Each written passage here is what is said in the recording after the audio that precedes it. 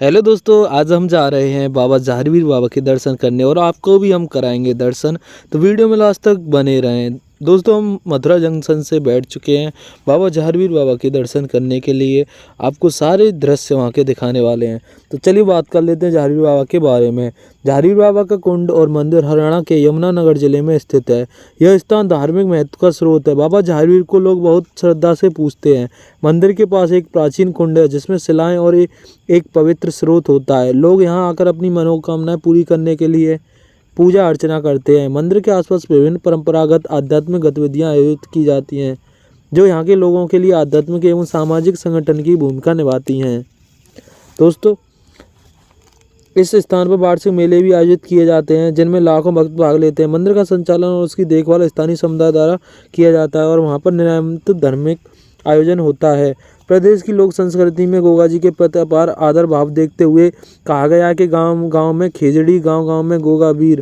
गोगा जी का आदर्श व्यक्तित्व भक्तजनों के लिए सदैव आकर्षण का केंद्र रहा है। गोरखटीला स्थित एक गुरु गोरखनाथ के धूने पर शीश नवाकर भक्तजन मनोकामना मांगते हैं।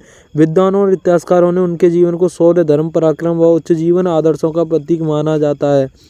लोक देवता जहारवीर बाबा गोगा जी की जन्मस्थली ददरेवा में भादवा मास के दौरान लगने वाले मेले के दष्टग्रंथि पंचमी को श्रद्धालुओं की संख्या और बढ़ोतरी हुई। मेले में राजस्थान के अलावा जम्मू व कश्मीर, पंजाब, हरियाणा, उत्तर प्रदेश व गुजरात सहित विभिन्न प्रांतों से श्रद्धालु पहुंच जाते हैं।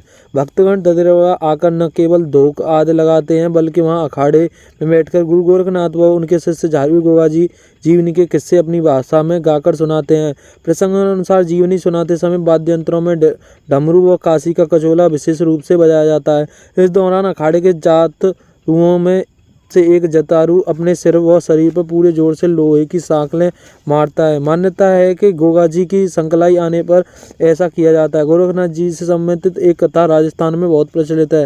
राजस्थान के महापुरुष गोगा जी का जन्म गुरु गोरखनाथ के वरदान से हुआ था। गोगा जी की मां वात्सल देवी और निसंतान थी। संतान प्राप्ति ने यत्न करने के बाद ही संतान सुख नहीं मिला। गुरु गोरखनाथ गोगामेडी के टीले पर तपस्या कर रहे थे। वात्सल देवी उनकी शरण में गई तथा गुरु गोरखनाथ ने उन्हें पुत्र प्राप्ति का वरदान दिया और एक गुगल नामक फल प्रसाद के रूप में दिया। प्रसाद खाकर वात्सल देवी गर्भवती हो गईं और तंत्र अनुसार गोगा जी का जन्म हुआ। गूगल फल के नाम से इनका नाम गोगा जी पड़ा। गोगा जी और तुर्क आक्रांताओं का आपस में युद्ध गोगा जी का अपने मौसेरे भाई अर्जन चौहान व सुरजन चौहान के साथ कुछ जमीन के शासन को लेकर झगड़ा चल रहा था। अर्जन सुरजन इनके विरुद्ध मुसलमानों की फौज चढ़ा लाए। इनके आक्रामकों इनकी गायों के घेर लिया जिसके प्रतिरोध में गोगा जी ने युद्ध किया। गोगा जी युद्ध में चपल और सिद्ध होने के कारण रण क्षेत्र में हर कहीं दिखाई देते थे।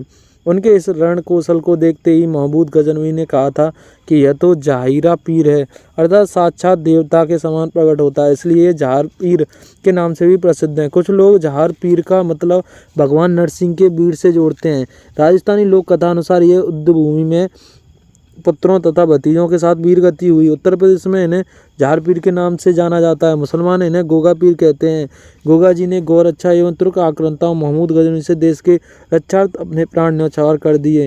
राजस्थान का किसान वर्षा के बाद हल जोत से पहले गोगा जी के नाम की राखी गोगा राखड़ी हल और हाली दोनों को बांधता है। गोगा जी के थान खेजड़ी वृक्ष के नीचे होते हैं जहाँ मूर्ति एवं पत्थर पर सर्व की आकृति होती है। इसलिए बागड़ में तो यह कहावत है कि गाँव गाँव गोगों ने गांव खेजड़ी। ऐसी मान्यता के युद्ध भूमि में लड़ते हुए गोगा जी का सिर चूर जिले के जिस स्थान पर गिरा था वहां शीश मेड़ी तथा युद्ध करते हुए जहां शरीर गिरा था उसे गोगामेड़ी कहा गया। गोगा जी के जन्म स्थल ददरेवा को शीर्ष मेड़ी तथा समाधि स्थल गोगामेड़ी को बादरा, हनुमानगढ़ को दुरमेड़ी भी कहते हैं।